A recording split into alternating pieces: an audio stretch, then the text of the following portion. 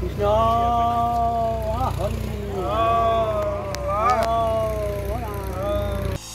মূৰত চাপি পিন্ধি পথাৰত নামিল বিধায়ক পদ্ম হাজৰিকা। বিহু নামেৰে জীপাল হল শাওনৰ পথাৰ।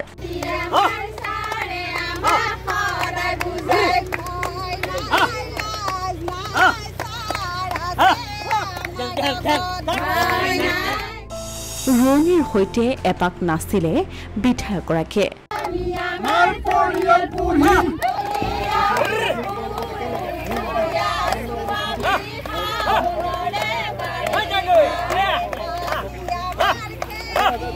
শাওনৰ পথাৰত এতিয়া যেন ব্যস্ততাৰ অন্ত নাই কৃষকসকলৰ। ব্যতিক্ৰম নহয় জামুগুৰিহাটৰ ভৰলীপৰীয়া কন্যকা বহুমুখী কৃষি পাম। কন্যকাৰ অধ্যক্ষ বিধায়ক পদ্ম হাজৰিকাই সম্পূৰ্ণ মাংগলিক পৰম্পৰাৰে মূৰত জাপি পিন্ধি পথাৰত নামি প্ৰায় শতাধিক ৰোৱনীৰ সৈতে ভূঁই ৰোৱা পৰ্ব আৰম্ভ কৰে। নাচি বাগি বিহু গাই আনন্দ ফূৰ্তিৰ মাজেৰে 500 বিঘাৰো অধিক ভূমিত আৰম্ভ কৰে এই ভূঁই ৰোৱা কাৰ্য। কন্যকাৰ এই বৃহৎ ভূমি ৰাশিত কুনকুনি জহা, কলা জহা, ভোগ জহা, মেম জহা, সল্পনাকে ধৰি ভিন্ন প্ৰজাতিৰ জহা ধান ৰোপণেৰে গ্ৰামাঞ্চলৰ পৰা হেৰাই যোৱা ধানৰ বীজক সংৰক্ষণ কৰাৰ প্ৰয়াস এনেদৰে হাতত লয় বিধায়ক পদ্ম হাজৰিকাই। কেইবা শতাধিক ৰোৱনীক লগত লৈ ভূঁই ৰোপণ কৰি বিধায়ক হাজৰিকাই কয়, অসমীয়া সংস্কৃতি ঐতিহ্য পৰম্পৰা ৰক্ষাত কন্যকাৰ কৃষি পামে পূৰ্বৰে পৰাই প্ৰচেষ্টা হাতত লৈ আহিছে আৰু তাৰ ব্যতিক্ৰম নহয় এই ভূঁই ৰোৱা কাৰ্য।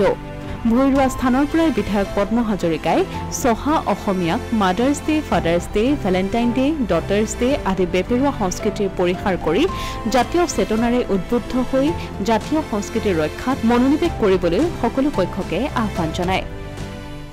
বৰ্তমান চৰকাৰে কৃষকৰ ধানৰ উচিত মূল্য দিবৰ কাৰণে, সৰিয়হৰ উচিত মূল্য দিবৰ কাৰণে, মাকৈ উচিত মূল্য দিবৰ কাৰণে যি এক সিদ্ধান্ত লৈ কাৰ্যকৰী কৰিছে, ই কৃষকক প্ৰেৰণা দিছে আৰু সেইকাৰণে কন্যাকা ভৰলীপৰীয়া বহুমুখী পামে আমি এই পদক্ষেপ গ্ৰহণ কৰিছোঁ যে কেনিও যাতে মাটি আমাৰ এনেই নাথাকে, চনে পৰি নাথাকে, হোলা চোলা যি য'ত আছে সকলোৱে যাতে আমি ধান খেতি কৰিব পাৰোঁ।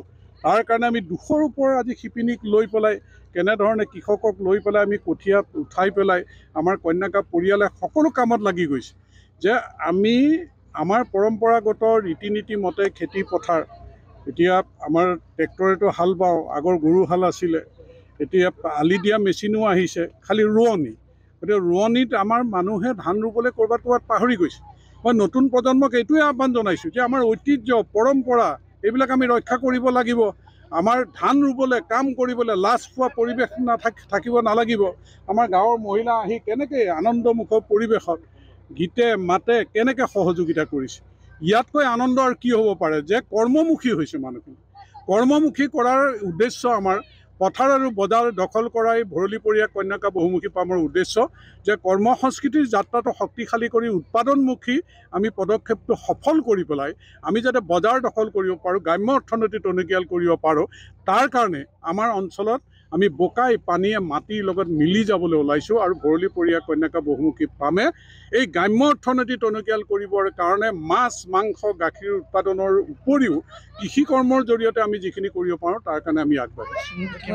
কন্যাকাত উৎপাদিত হোৱা কুনকুনি জহা ইতিমধ্যে সমাদৰ লাভ কৰিছে, সেয়া ধান প্ৰজাতি ধান আপোনালোকে চাওক, আমাৰ ক'লা জহা, কুনকুনি জহা, আমাৰ কোমল চাউল, বৰা চাউল আমাৰতো বজাৰলৈ মেলি দিয়া হৈছে। এতিয়া গুৱাহাটীত আপোনালোকে তেজপুৰত, নগাঁৱত, আমি বিশ্বনাথ চাৰিআলিত সকলোতে আমাৰ পেকেজিং যে কন্যাকাৰ চাউলৰ পেকেট, কন্যাকাৰ তেলৰ আমি খাটি সৰিয়হৰ তেলৰ কেনেকৈ কৰিছোঁ, কন্যাকা আমি বিভিন্ন প্ৰডাক্ট এতিয়া বজাৰলৈ আমি মেলি দিছোঁ আৰু কিমান ল'ৰা ছোৱালী আমি আচলতে তাতে জড়িত কৰিবলৈ সক্ষম হৈছোঁ যে স্বনিৰ্ভৰশীলৰ যিটো যাত্ৰা, আমি ল'ৰা ছোৱালী যাতে বহিৰাজ্যত গৈ হাবু দাবু খাব নালাগে, আমাৰ মাটিত পৰিয়ালৰ লগত থাকি যাতে পেটৰ ভাত মোকলাব পাৰে তাৰ লক্ষ্যৰে আমি আগবাঢ়িছোঁ। গতিকে আমি ৰাইজৰ আশীৰ্বাদ বিচাৰিছোঁ আৰু আপোনালোকৰ ইতিবাচক প্ৰচাৰে আমাক যথেষ্ট সাহস আৰু প্ৰেৰণা দিছে যে সংবাদ মাধ্যমেও যিখিনি ইতিবাচক প্ৰচাৰ কৰিছে যে কন্যাকা পৰিয়ালে আমি ইয়াৰ পৰা ইনস্পায়াৰ হৈছোঁ যে আমি আৰু কাম কৰিবৰ কাৰণে, আৰু মানুহ সংগঠিত কৰিবৰ কাৰণে আচলতে আমি সাহস পাইছোঁ।